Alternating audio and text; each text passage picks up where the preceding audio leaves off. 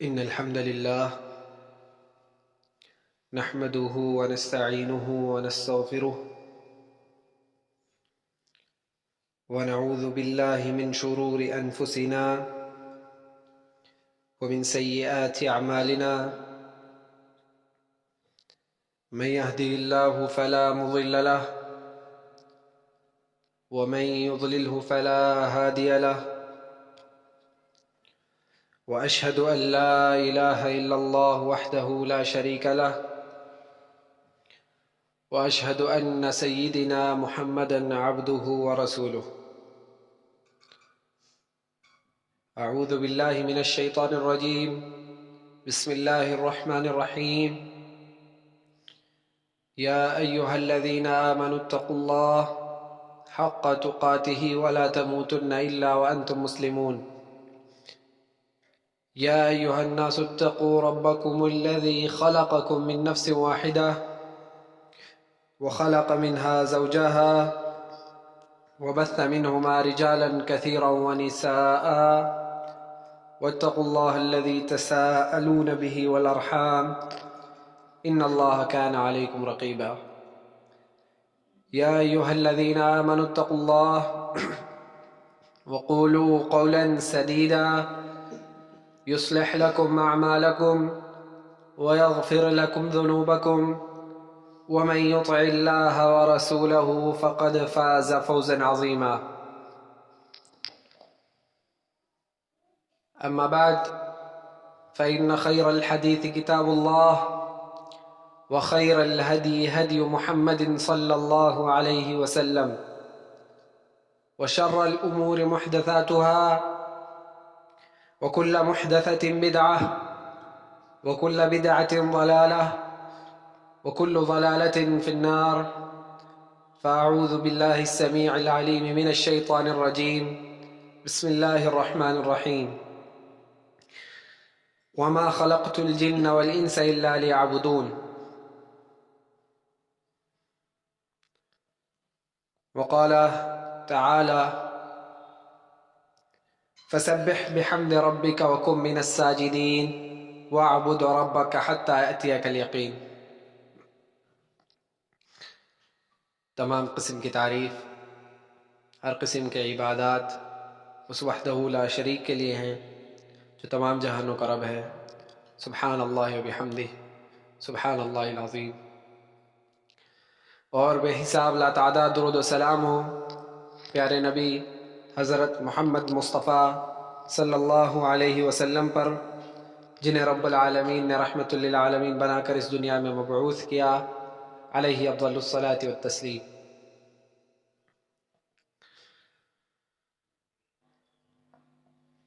محترم سامعین کرام، اللہ رب العزت قرآن مجید کے اندر ارشاد فرماتا ہے ہماری تخلیق کا مقصد بیان کرتے ہوئے: وما خلقت الجن والانس الا لیعبدون. اور ہم نے جنوں اور انسانوں کو نہیں پیدا کیا سوائے اس لیے تاکہ وہ میری عبادت کریں.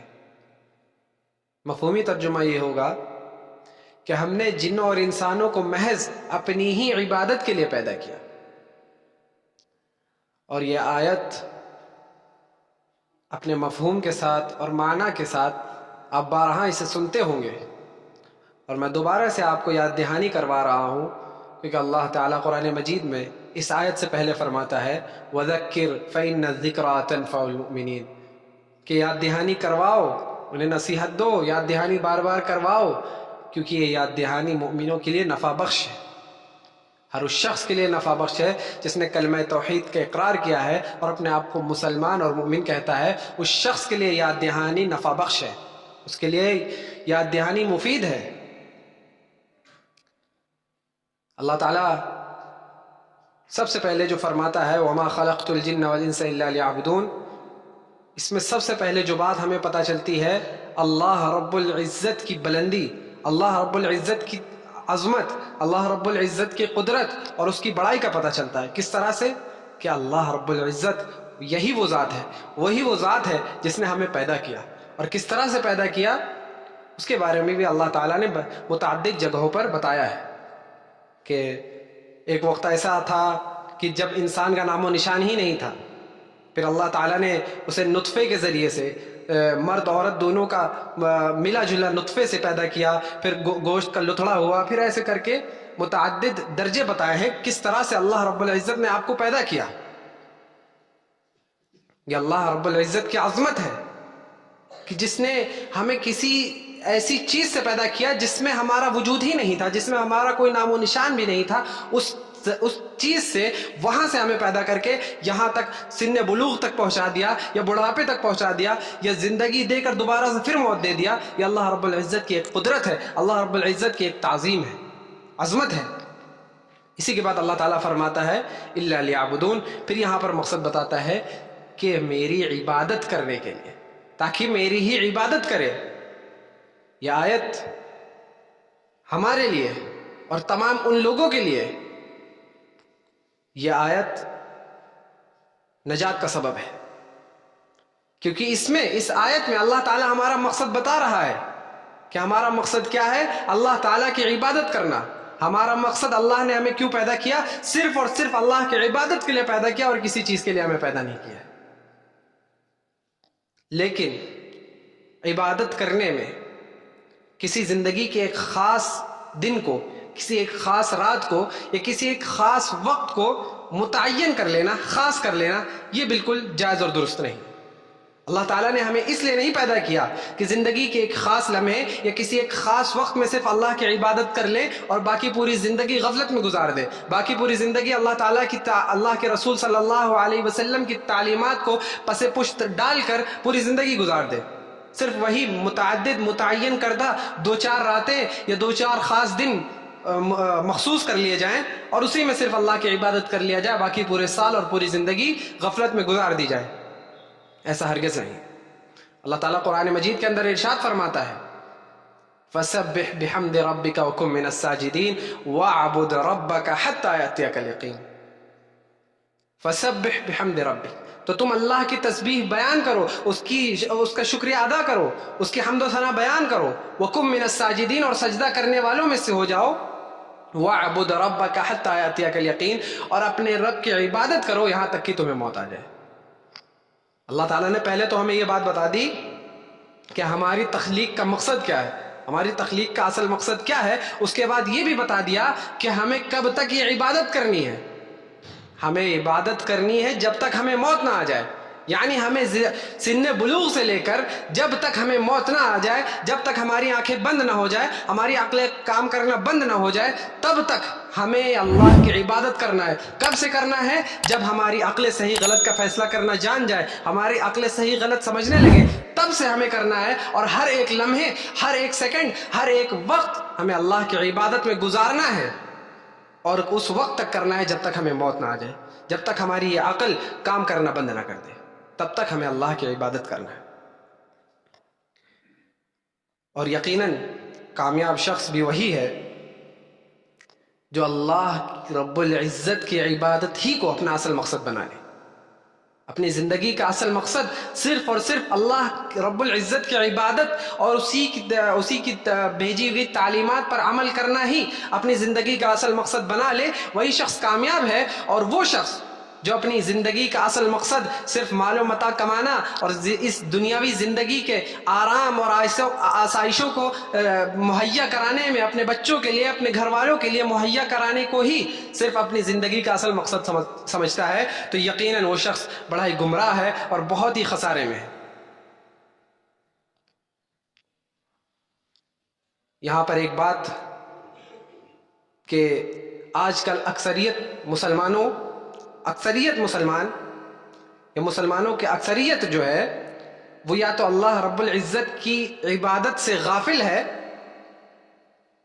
یا ان پر ان لوگوں کا ستم ہے، ان لوگوں کا ظلم ہے جن لوگوں نے ان کے دلوں میں یہ بات ڈال دی ہے کہ اللہ کی عبادت کے لیے صرف چند راتیں، 2-4 راتیں مخصوص کر دی گئی ہیں پورے سال میں، یا پورے سال میں 2-4 دن ایسے مخصوص کر دیے گئے ہیں جن میں پورے سال میں آپ صرف ان 2-4 راتوں میں یا 2-4 دنوں میں اللہ رب العزت کی عبادت کر لیں، وہی آپ کے لیے کافی ہوگا، اور اس کے علاوہ پورے سال آپ کو اللہ کی عبادت کرنے کی ضرورت نہیں ہے، پوری زندگی آپ غفلت میں بتا دیں۔ یہ آپ کے لیے کافی ہو جائے گا. صرف ان 2-4 راتوں میں، مخصوص راتوں میں اللہ کی عبادت کر لیجئے، بس وہی آپ کی پوری زندگی کے لیے کافی. حالانکہ اللہ تعالیٰ کے رسول صلی اللہ علیہ وسلم نے کسی دن کو خاص کرنے سے منع فرمایا ہے. حدیث میں آتا ہے لا تختصوا لیلۃ الجمعۃ بقیام من بین اللیالی، کہ جمعے کی رات کو خاص نہ کرو تمام راتوں میں اللہ کی عبادت کے لیے. اور اسی حدیث میں اللہ کے رسول صلی اللہ علیہ وسلم نے فرمایا کہ جمعے کے دن کو بھی خاص نہ کرو پورے دنوں میں روزہ رکھنے کے لیے، الا یہ کہ کوئی شخص تم میں سے ایسا ہو کہ اس دن کا روزہ رکھتا ہو.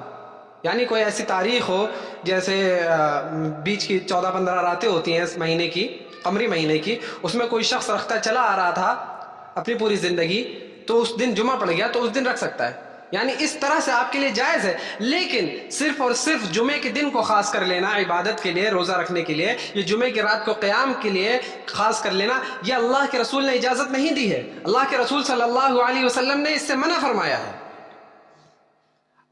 اور اس حدیث سے ہمیں یہ بات پتہ چلتی ہے کہ اگر اللہ کے رسول صلی اللہ علیہ وسلم نے جمعے کے دن کو خاص کرنے سے منع کر دیا ہے، جمعے کی رات کو خاص کرنے سے، عبادت کے لیے خاص کرنے سے منع کر دیا ہے، تو یہاں پر دوسرے دنوں کی تو بات ہی ختم ہو جاتی ہے. کیونکہ ہفتے کے تمام دنوں میں، تمام دنوں سے سب سے زیادہ افضل، سب سے زیادہ بہتر یہی وہ جمعے کا دن ہے. اگر اللہ کے رسول نے اس جمعے کے دن کو عبادت کے لیے خاص کرنے سے منع کر دیا ہے تو دوسرے دن کی تو بات ہی ختم ہو جاتی ہے. لہذا اگر کسی کو عبادت کرنا ہے تو اسے اپنی زندگی کی تمام لمحے، تمام اوقات اللہ کے عبادت میں صرف کرنا چاہیے، ورنہ وہ شخص بڑا ہی گمراہ ہے اور بڑا تباہ کاری کی طرف جا رہا ہے. بڑا ہی گنہگار شخص ہے جو اپنی زندگی کے اصل مقصد کو بھلائے بیٹھے. کیونکہ جب اللہ کے رسول صلی اللہ علیہ وسلم نے کسی ایک رات اور کسی دن کو خاص عبادت کے لیے خاص کرنے سے منع کر دیا ہے، وجہ کیا ہے؟ کیونکہ ہمیں اللہ کی عبادت پورے سال، پوری زندگی، ہر ایک لمحہ اللہ کی عبادت میں گزارنا ہے. اور اپنی زندگی کا اصل مقصد ہی ہمیں یہی بنا لینا ہے کہ ہمارا جو قدم ہے، ہر ایک قدم اللہ تعالیٰ کی منشا کے مطابق ہو اور اسی کی رضا کے لیے اٹھے. یہ قدم جہاں پر کہیں بھی جائیں تو اس کی منشا کے مطابق جائیں اور اسی کی رضا کے لیے جائیں. حدیث میں آتا ہے، حضرت عائشہ رضی اللہ عنہ بیان کرتی ہیں کہ آپ صلی اللہ علیہ وسلم قیام کرتے تھے اور اتنا لمبا لمبا قیام کرتے تھے کہ ان کے پیر پھٹنے لگتے تھے. حضرت عائشہ ان سے پوچھتی ہیں، اللہ کے رسول آپ اتنا لمبا لمبا قیام کیوں کرتے ہیں جبکہ آپ کے اگلے اور پچھلے تمام گناہ معاف کر دیے گئے ہیں، آپ معصوم عن الخطا بنا دیے گئے ہیں، آپ کی جو ہارٹ سرجری کی تھی حضرت جبریل علیہ السلام نے، اس کے ذریعے سے آپ کو تمام گناہوں سے پاک کر دیا گیا ہے، پھر بھی آپ اتنا لمبا لمبا قیام کیوں کرتے ہیں؟ کہ آپ کے پیروں میں تکلیف ہونے لگتی ہے، آپ کے پیر پھٹنے لگتے ہیں. تو اللہ کے رسول صلی اللہ علیہ وسلم جواب دیتے ہیں، افلا اکون عبدا شکورا، کیا میں اللہ کا شکر گزار بندہ نہ بن جاؤں، شکر کرنے والا بندہ نہ بن جاؤں؟ کیونکہ اللہ تعالیٰ نے ان پر اتنی عظیم نعمت اتاری، اللہ تعالیٰ نے اتنی عظیم نعمت سے ان کو نوازا ہے، اس وجہ سے وہ اللہ تعالیٰ کا شکر ادا کر رہے ہیں. اور اللہ تعالیٰ کا شکر کس طرح سے ادا کر رہے ہیں؟ راتوں میں اتنا لمبا قیام کر کر کر. اور یہ بات کسی ایک خاص دن، کسی ایک خاص رات کی نہیں ہے، بلکہ یہ عمل ان کا پوری زندگی رہا ہے. اسی معنی کی دوسری حدیث حضرت مغیرہ رضی اللہ عنہ سے مروی ہے کہ آپ صلی اللہ علیہ وسلم اتنا لمبا لمبا قیام کرتے تھے کہ ان کے پیروں میں ورم آ جاتا تھا، ان کے پیر سوج جایا کرتے تھے. جب ان سے پوچھا جاتا، جب ان سے کہا جاتا کہ آپ کے تو تمام اگلے پچھلے گناہ معاف کر دیے گئے ہیں، پھر بھی آپ اتنا لمبا لمبا قیام کرتے ہیں، تو اللہ کے رسول صلی اللہ علیہ وسلم نے یہی جواب انہیں بھی دیا، افلا اکون عبدا شکورا، کیا میں شکر گزار بندہ نہ بن جاؤں؟ کیا میں شکر کرنے والا بندہ نہ بن جاؤں؟ ان حدیث سے ہمیں یہ بات پتہ چلتی ہے کہ ہمیں اللہ کی نعمتوں کا شکر ادا کرنا چاہیے. اور شکر کس طرح سے ادا کرنا چاہیے؟ اللہ تعالیٰ کی عبادت کر کے. پہلا تو ہمارا اصل مقصد ہی یہی ہے، ہمارا اوپر یہ فریضہ ہے کہ ہم اس کی عبادت کریں اور اس کی عبادت کر کے اس کا شکر ادا کریں، یہ بھی ہمارے اوپر فرض ہے. اور شکر کیوں ادا کریں؟ کیونکہ اللہ تعالیٰ نے آپ کو زندگی دے کر، آپ کو مال و متاع دے کر، آپ کے اوپر جتنی بھی نعمتیں ہیں، جتنے بھی آپ کے عقل کو صحیح سلامت دیا ہے، آپ کی بصارت صحیح کری، آپ کی سماعت صحیح کری، آپ کا بولنا صحیح کرا، یہ بھی اللہ تعالیٰ کی ایک نعمت ہے. اس وجہ سے ہمیں اس کا شکر ادا کرنا ہے. اور اس کے بعد عبادت کرنا تو ہمارا زندگی کا اصل مقصد ہے ہی۔ سامعین کرام، اب وہ لوگ جو کسی ایک دن یا کسی ایک خاص رات کو عبادت کے لیے مخصوص کر لیتے ہیں اپنے لیے کہ صرف انہی راتوں میں یا انہی دنوں میں ہمارے لیے عبادت کرنا ہے، باقی پورے سال غفلت میں گزارنا ہے، تو ان کے سلسلے میں کہیں بھی کوئی بھی دلیل، کوئی بھی برہان آپ کو نہیں ملے گا۔ اور اگر آپ کو اس چیز کی دلیل نہیں مل رہی ہے، جبکہ ان کی تردید کی دلیل تو آپ کو مل رہی ہے جو کہ میں نے بیان کیا، لیکن اس کو ایسا کرنے کی دلیل آپ کو کہیں نہیں ملے گی، اور اگر یہ کرنے کی دلیل نہیں ہے اور اللہ کے رسول نے ہمیں منع کیا ہے، تو اگر ہم پھر بھی وہ چیز کر رہے ہیں تو پہلا تو وہ چیز گناہ ہو گئی۔ لیکن اگر آپ اس حدیث کو ایک خاص دن پہ ہی محمول کر لیں کہ اللہ کے رسول نے صرف جمعے کے دن کرنے سے منع کیا ہے، باقی دنوں کو منع نہیں کیا، تو اللہ کے رسول کا، نہ ہی ان کے اصحاب کا، نہ ہی اس کے بعد تابعی اور تبع تابعین تک کسی کا بھی یہ عمل نہیں رہا کہ وہ کسی ایک خاص دن یا کسی ایک خاص کو متعین کر لے۔ وہ بھی سال میں صرف 2-4 راتیں ایسی ہیں جن کو خاص کرتے ہیں، باقی پورے سال ایسے ہی غفلت میں گزار دیتے ہیں، تو وہ چیزیں آپ کو نہیں ملتی۔ اور اس سلسلے میں یہ ہمارا زائد امر ہو گیا کہ یعنی ہم نے اپنی طرف سے اس چیز کو بنا لیا ہے۔ اور اس سلسلے میں مسلم میں حضرت جابر بن عبداللہ کی روایت ہے کہ آپ صلی اللہ علیہ وسلم نے جمعے کے خطبے میں یہ ارشاد فرمایا، اور آپ لوگ بھی ہر جمعے کے خطبے میں یہ حدیث بارہا سنتے ہیں، اما بعد فإن خیر الحدیث کتاب اللہ وخیر الہدی ہدی محمد صلی اللہ علیہ وسلم وشر الامور محدثاتها وکل بدعۃ ضلالہ۔ یہ مسلم کی روایت ہے، اور دوسری احادیث میں اسی سے مشابہ ہے، وکل بدعۃ ضلالہ وکل ضلالۃ فی النار۔ یعنی سب سے پہلے آپ صلی اللہ علیہ وسلم نے حمد و ثنا بیان کیا، یعنی خطبہ مسنونہ پڑھا، اس کے بعد فرمایا اما بعد، یعنی حمد و ثنا کے بعد فإن خیر الحدیث کتاب اللہ، کہ بے شک سب سے بہترین بات اللہ تعالی کی کتاب ہے۔ فإن خیر الحدیث کتاب اللہ، یعنی سب سے بہترین بات اللہ کی کتاب ہے۔ اللہ کی کتاب کیا ہے؟ قرآن مجید۔ سب سے بہترین بات قرآن مجید ہے، اور یہ بھی ہمارے اوپر ایک نعمت ہے۔ اسی کے بعد فرمایا وخیر الہدی ہدی محمد صلی اللہ علیہ وسلم، اور سب سے بہترین راستہ اور سب سے بہترین طریقہ ہدی محمد صلی اللہ علیہ وسلم، اللہ کے رسول صلی اللہ علیہ وسلم کا راستہ ہے۔ وشر الامور محدثاتها، اور سب سے برا کام، سب سے بدترین کام، محدثاتها، اس دین میں نیا ایجاد کردہ چیز ہے۔ اس دین میں جو چیز نئی ایجاد کردہ ہے وہ سب سے بری چیز ہے، سب سے برا کام ہے۔ الفاظ پہ دھیان دیجئے، وشر الامور، کاموں میں سب سے برا کام کیا ہے؟ محدثاتها، اس دین میں نئی چیز ایجاد کرنا ہے۔ وکل بدعۃ ضلالہ، اور ہر بدعت گمراہی ہے۔ دوسری روایت میں پتہ چلتا ہے وشر الامور محدثاتها کے بعد ہے وکل محدثۃ بدعہ، یعنی ہر نئی ایجاد کردہ چیز کیا ہے؟ بدعت ہے۔ اور مسلم کی روایت میں یہی جو روایت میں نے آپ کے سامنے پڑھی ہے، اس میں ہے وکل بدعۃ ضلالہ، ہر بدعت گمراہی ہے۔ اور دوسری جگہ ہے وکل ضلالۃ فی النار، کہ ہر گمراہی کہاں لے جاتی ہے؟ جہنم میں لے جاتی ہے۔ یعنی سب سے پہلے ہر نئے دین کے اندر ہر نیا کام جو آپ ایجاد کر رہے ہیں، جس کی آپ کو کوئی دلیل نہیں ہے، صرف اپنے باپ داداؤں سے سنا ہے اور اس پر عمل کرتے چلے آ رہے ہیں، تو وہ چیز کیا ہے؟ سب سے برا کام ہے پہلے تو۔ اور وہ سب سے برا کام کیا ہے؟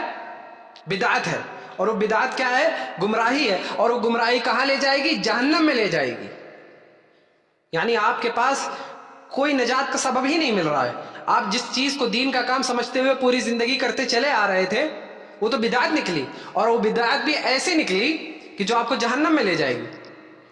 لہٰذا اس حدیث سے ہمیں یہ بات پتہ چلتی ہے کہ جس چیز پر اللہ کے رسول کا حکم نہیں ہے اسے ہمیں کلی طور پر چھوڑ دینا چاہیے، کیونکہ اللہ تعالیٰ نے ہمیں صرف اتنا ہی نہیں کر دیا کہ ہمارے زندگی کا مقصد بتا دیا اور کہہ دیا کہ اتنا وقت کرنا ہے تم کو۔ پہلے کیا بتایا؟ وما خلقت الجن والانس الا لیعبدون، پھر کہہ دیا واعبد ربک حتی یاتیک الیقین۔ صرف یہیں پر اکتفا نہیں کیا، بلکہ اس کی عبادت کرنے کا طریقہ بھی بتا دیا کہ اس کی عبادت کیسے کرنا ہے، اس کی رضا کیسے حاصل کرنی ہے۔ کیا فرمایا؟ وما آتاکم الرسول فخذوہ وما نہاکم عنہ فانتہوا، کہ رسول جو تمہیں دے دے اسے لے لو اور جس چیز سے روکتے اس سے رک جاؤ۔ اور اس حدیث سے پتہ چلتا ہے کہ اگر جس چیز کا حکم اللہ کے رسول نے نہیں دیا اور جس چیز سے اللہ کے رسول نے روکا بھی نہیں ہے، اگر وہ چیز آپ کر رہے ہیں تو وہ بدعت ہے اور وہ گمراہی ہے، اور وہ گمراہی آپ کو جہنم میں لے جائے گی۔ اور یہ بات بھی میں واضح کرتا چلوں کہ دین میں کوئی بدعت حسنہ یا بدعت مفسقہ نہیں ہوتی، تمام بدعت گمراہی ہیں اور ہر گمراہی آپ کو جہنم میں لے جائے گی۔ یہ جو لوگ بھی بدعت حسنہ اور بدعت مفسقہ کی تفریق کرتے ہیں یہ بالکل صحیح نہیں ہے، ہر بدعت گمراہی ہے اور ہر بدعت آپ کو جہنم میں لے جائے گی۔ سامعین کرام، اسی طرح سے یہ جو مہینہ چل رہا ہے، شعبان کا مہینہ اپنے اختتام پر آ چکا ہے۔ اب کچھ ہی دنوں میں ہمیں رمضان المبارک کا مہینہ آنے والا ہے ہمارے پاس۔ یہی وہ مبارک مہینہ ہے جس میں جہنم کے دروازوں کو بند کر دیا جاتا ہے، جہنمی لوگوں کی گردن آزاد کر دی جاتی ہے اس مہینے میں، اور اس میں اللہ کی رحمتیں، اللہ کی مغفرت کا نزول ہوتا ہے۔ اور جو لوگ بھی یہ کہتے ہیں کہ پہلا مہینہ پہلا عشرہ مغفرت اور اس طرح سے جو بھی لوگوں عام ہے، یہ حدیث بھی باطل ہے، کیونکہ رمضان کا مہینہ مکمل طور سے مغفرت کا مہینہ ہے، مکمل طور سے رحمت کا مہینہ ہے، مکمل طور سے استغفار کا مہینہ ہے۔ یہ جو لوگ بھی اس میں فرق کرتے ہیں کہ پہلا عشرہ اس کے لیے، دوسرا عشرہ اس کے لیے، آخری عشرہ اس کے لیے، یہ چیز بالکل غلط ہے۔ اسی طرح سے سب سے پہلے میں اس شعبان کی فضیلت کے بارے میں بتا دوں، کیونکہ اگر ہو سکے انشاءاللہ اگر آپ کی زندگی میں آگے یہ شعبان کا مہینہ ملے تو اس کی فضیلت آپ کو معلوم ہونی چاہیے کہ رمضان کے بعد اللہ کے رسول صلی اللہ علیہ وسلم کثرت سے جو سب سے زیادہ روزہ رکھتے تھے وہ اسی شعبان کے مہینے میں روزہ رکھا کرتے تھے۔ ہم میں سے کتنے لوگ ہیں جس نے اس شعبان کے مہینے میں صرف یہ سوچ کر، کیونکہ آپ صلی اللہ علیہ وسلم اس شعبان میں کثرت سے روزہ رکھتے تھے، کسی نے روزہ رکھا؟ آج ہم مسلمانوں کا جو المیہ یہ ہے کہ پہلے کے جو اصحاب تھے، اصحاب رسول صلی اللہ علیہ وسلم تھے رضی اللہ عنہم اجمعین، وہ اللہ کی رسول کو سنت سمجھ کر کرتے تھے، اور آج ہم اس رسول کی سنت کو اس وجہ سے چھوڑتے ہیں کیونکہ وہ صرف اس کی سنت ہے۔ وہ اصحاب تھے جو صرف اللہ کے رسول کی سنت کو چھوڑنے پر جنگ کا اعلان کر دیتے تھے، اور آج ہم ہیں جو صرف اللہ کے رسول کی سنت کو سنت سمجھ کر چھوڑ دیتے ہیں کہ صرف سنت ہی تو ہے۔ یہ ہمارا بہت بڑا المیہ ہے۔ اسی طرح سے اللہ کے رسول کی جو سنت رہی تھی اس مبارک مہینے میں کہ وہ کثرت سے روزہ رکھا کرتے تھے، اور بعض روایت سے یہ پتہ چلتا ہے کہ پورا مہینہ اس کا روزہ رکھ لیتے تھے، یعنی یہ شعبان کا مکمل روزہ رکھتے تھے، اس کے بعد جو رمضان آ رہا ہے اس کا مہینہ بھی مکمل روزہ رکھتے تھے، 2 مہینے لگاتار روزہ رکھا کرتے تھے۔ اور ان سے جب پوچھا جاتا ہے کہ آپ ایسا کیوں کرتے ہیں تو ان کا جواب یہ تھا کہ آپ صلی اللہ علیہ وسلم نے فرمایا کہ اس شعبان کے مہینے میں اللہ کے سامنے اعمال پیش کیے جاتے ہیں، ہماری رپورٹ اللہ کے سامنے پیش کی جاتی ہے، اور مجھے یہ پسند ہے کہ جب اللہ کے سامنے میری رپورٹ پیش کی جائے، میرے اعمال پیش کی جائے تو اس وقت میں روزے کی حالت میں ہوں۔ یہ اللہ کے رسول کی سنت تھی۔ لیکن اللہ کے رسول صلی اللہ علیہ وسلم نے ہمارے اوپر ایک شفقت یہ بھی کر دی کہ اللہ کے رسول تو 2 مہینے لگاتار روزہ رکھتے تھے کبھی کبھار، لیکن اپنی امت کو 15 شعبان کے بعد روزہ رکھنے سے منع کر دیا۔ یہ اللہ کے رسول کی شفقت ہے ہمارے اوپر، یہ ہمارے اوپر ایک نرمی کر دی ہے۔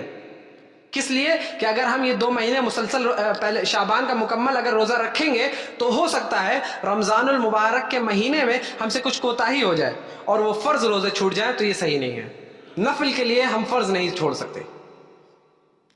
اور اسی طرح سے جو لوگ اس 15 شعبان کو بڑا ہی فضیلت والا سمجھتے ہیں، خاص 15 شعبان کو، میں مکمل 15 دن کی بات نہیں کر رہا ہوں، خاص 15 شعبان کی رات کو بھی بڑا ہی فضیلت والی رات سمجھتے ہیں، اور پتہ نہیں کیسی کیسی من گھڑت روایتیں بیان کرتے ہیں، جبکہ اس 15 شعبان کی رات کے سلسلے میں صرف ایک صحیح روایت ملتی ہے، وہ یہ ہے کہ اللہ تعالیٰ اس رات کو اپنے بندوں کی طرف رحمت کی نظر سے دیکھتا ہے اور تمام لوگوں کے گناہوں کو معاف کر دیتا ہے سوائے مشرک اور مشاہن کے۔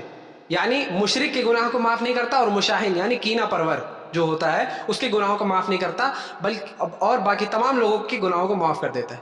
اس کے علاوہ اس رات کی کوئی فضیلت نہیں، اور جو لوگ بھی اس میں حلوہ بناتے ہیں، اس مہینے میں تو یہ حلوے والی رات ہو گئی، اور اس سے پہلے رجب کے مہینے میں کنڈے والی رات، ان تمام راتوں کا کوئی بھی صحیح حدیث سے کوئی بھی ثبوت نہیں ہے۔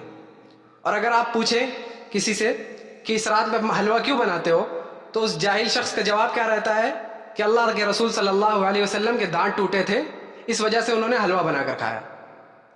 اور میں پہلے آپ سے سوال کرنا چاہوں گا، کیا یہاں پر کوئی شخص ہے جو بتا سکے آپ اللہ کے رسول صلی اللہ علیہ وسلم کے دانت کب ٹوٹے تھے اور کہاں ٹوٹے تھے؟ کوئی ہے ایسا شخص؟ جنگ احد میں، اور جنگ احد کب ہوئی تھی؟ 7 شوال کو، اور یہ حلوہ کب بنا رہے ہو؟ 15 شعبان کو، 52-53 دن کا فرق ہے۔ وہ جاہل شخص 52-53 دن پہلے کیسے بنا رہا ہے حلوہ؟ اللہ کے رسول کا 52-53 دن کے بعد دانت ٹوٹے ہیں، تم پہلے سے کیسے بنا رہے ہو؟ وہ جاہل شخص اتنا بھی، اگر دین کا تھوڑا سا بھی اس کو علم ہوتا تو اس کے پاس سے یہ جواب نہ ملتا آپ کو۔ لیکن اگر آپ فرض بھی کر لیں کہ اللہ کے رسول نے حلوہ بنا کر کھایا، اگلے سال آپ مان لیں کھایا، تو اللہ کے رسول صلی اللہ علیہ وسلم نے جہاد کیا تھا، جنگ میں گئے تھے اور جنگ میں فتح حاصل ہوئی تھی۔ تھوڑا سا اللہ کے رسول کی نافرمانی کی وجہ سے ہی تھوڑی سی مشقتیں آئی تھیں۔ اور یہاں پر بھی دیکھ لیں، یہ جو جنگ احد میں تھوڑا سا نقصان ہوا تھا مسلمانوں کو، وہ کس وجہ سے ہوا تھا؟ صرف اور صرف اللہ کے رسول کی نافرمانی کی وجہ سے ہوا تھا۔ آپ دیکھیں اللہ کے رسول کی نافرمانی صرف اس بنا پر کہ اب ہو سکتا ہے کہ دشمن بھاگ گئے ہیں، چلو چھوڑ دو، مال غنیمت لوٹ لو چل کر، صرف یہ تھوڑی سی کوتاہی کی وجہ سے اتنا نقصان ہوا تھا مسلمانوں کو کہ متعدد صحابہ کرام شہادت پائے، اور آپ صلی اللہ علیہ وسلم کے دندان مبارک بھی ٹوٹے، صرف کس بنا پر؟ رسول اللہ صلی اللہ علیہ وسلم کی نافرمانی کی وجہ سے۔ وقت ہوا چلا ہے، میں آپ تمام لوگوں سے گزارش کروں گا، یہ اپیل کروں گا کہ اپنی زندگی کا محاسبہ کریں اور اپنی زندگی کو غور سے دیکھیں، کیا ہماری زندگی کا اصل مقصد جو اللہ نے ہمارے لیے بیان کیا ہے، کیا اس پر ہم عمل پیرا ہیں؟ اور اگر عمل پیرا ہیں تو جس طریقے سے اللہ کے رسول صلی اللہ علیہ وسلم نے اس کی عبادت کرنے کا حکم دیا ہے، کیا ہم اس طریقے سے اس کی عبادت کر رہے ہیں یا نہیں؟ اس چیز کا محاسبہ کرنے کی ضرورت ہے۔ اللہ تعالیٰ سے دعا ہے کہ الہ العالمین ہم تمام لوگوں کو کہنے سننے سے زیادہ عمل کرنے کی توفیق عطا فرما، آمین۔ الہ العالمین ہم تمام لوگوں کے گناہوں کو معاف فرما، الہ العالمین ہم تمام لوگوں کو جنت الفردوس میں ایسے ہی جمع فرما، آمین۔ اقول قولی ھذا واستغفر اللہ لی ولکم ولسائر المسلمین من کل ذنب فاستغفروہ انہ هو الغفور الرحیم۔